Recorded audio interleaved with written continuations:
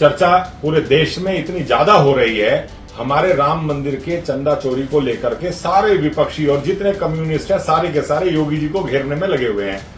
लेकिन किसी ने ये आवाज उठाई कि हमारे जितने भी मंदिर हैं जो सरकार के अधीन हैं, वो जो पैसा केवल हिंदू चढ़ाता है वो पैसा जाता कहां है। राम मंदिर में चढ़ावा चढ़ाइए और फिर वही चढ़ावा चोरी हो जाए तो शायद कुछ लोग कहेंगे, अरे भाई हिंदू का पैसा था, हिंदू के पास ही तो गया, इसमें दिक्कत क्या है। लेकिन सवाल ये है कि क्या अब चोरी की भी जाति और धर्म तय होगा? क्या कानून अब ये पूछेगा कि पैसा किसका था, या ये कि पैसा किसने चुराया? मैं हूं मधुर और आप देख रहे हैं यूपी तक। अब बात उस बयान की जिसने राम मंदिर चढ़ावा चोरी मामले की बहस को एक नया मोड़ दे दिया है।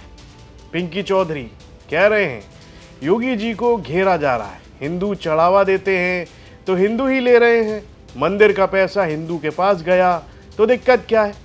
सरकार मंदिर का पैसा क्यों लेती है, मस्जिद का पैसा सरकार क्यों नहीं लेती? इस तरह के सवाल पूछते दिख रहे हैं पिंकी चौधरी। नजर डालिए। हमारे राम मंदिर का अगर चंदा चोरी हुआ है या किसी ने जो भी, भाई हमारा पैसा हमारे लोगों के पास गया, सबको मिर्चें क्यों लगनी है? जितने भी कम्युनिस्ट हैं उन्हें सरकार को घेरने, योगी जी को, सरकार से हमारा को मतलब योगी जी को घेरने का एक मौका मिल गया है। लेकिन मैं तो एक बात कहनी चाहता हूं, जैसे माता वैष्णो देवी में जो शाइन बोर्ड है वहां सारा पैसा हम हिंदू देते हैं और सारे पैसे का लाभ ये मुसलमान उठा रहे हैं, उस पर किसी ने आवाज नहीं उठाई, उस पर हमने आवाज उठाई थी। जितनी यूनिवर्सिटी है सारा खर्चा जो है हम हिंदू के पैसे से चल रहा है और उसमें एडमिशन मात्र केवल 3 हमारे हिंदू के सारे मुल्ला हैं, उस पर किसी ने आवाज नहीं उठाई। ये जितने आवाज उठाने वाले हैं ये आवाज उठा के अब ये बताएं कि हिंदू का पैसा मुसलमान क्यों अपने लाभ में ले रहा है और हिंदू का पैसा सरकार क्यों ले रही है। तो ये आवाज उनके कानों तक पहुंचनी चाहिए। बयान सुनकर सबसे बड़ा सवाल यही उठता है, अगर यही तर्क मान लिया जाए तो क्या कल कोई बैंक लूट कर कह देगा कि बैंक में भी तो भारतीयों का पैसा था, भारतीय ही ले गए? या कोई सरकारी खजाना खाली करके बोले देश का पैसा था, देश के नागरिक के पास ही तो है?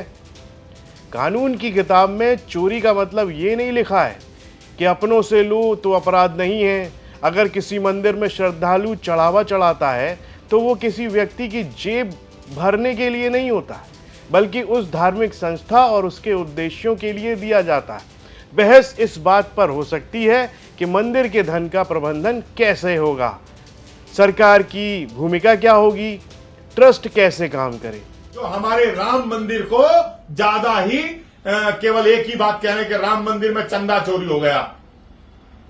राम मंदिर नहीं, हमारे जितने भी भारत देश के जितने भी हमारे मंदिर है, जितने भी पैसा हमारा जा रहा है उससे सारा लाभ मुसलमानों को और ईसाइयों को पहुंचाया जा रहा है। उसी से ही सब सड़कें निर्माण या जितने भी टैक्स हिंदू देता है उससे सारा लाभ इन्हें पहुंचाया जा रहा है। वो चोरी है, उस पर आवाज उठाएं। और वो इतना बड़ा घोटाला, इतनी बड़ी चोरी है कि उस पर कोई आवाज नहीं उठाएगा, क्योंकि इनके मुंह में सब में जो भी राम मंदिर के लिए जो है ना खिलाफ बोलने के लिए चल रहे हैं उन्हें शर्म आनी चाहिए, डूब के मर जाना चाहिए। अब हमारे राम मंदिर के विषय में आप लोग आवाज न उठाएं। अगर आवाज उठाएं तो ये कि हिंदू का पैसा दूसरे धर्म वालों पर क्यों खर्च किया जा रहा है। जय श्री राम, हर हर महादेव। लेकिन अगर चोरी हुई है तो सवाल सिर्फ एक होना चाहिए, क्या चोरी हुई या नहीं? अगर हुई तो किसने की और कानून क्या कहता है?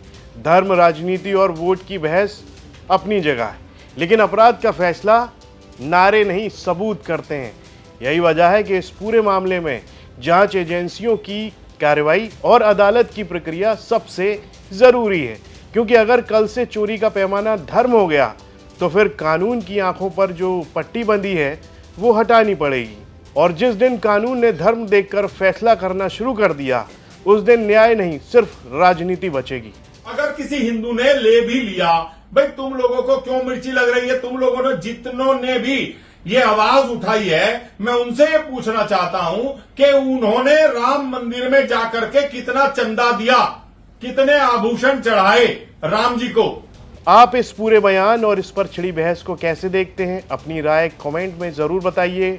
गाजियाबाद से मयंक गौड़ की रिपोर्ट। यूपी से जुड़ी तमाम खबरें देखने के लिए आप देखते रहिए यूपी तक।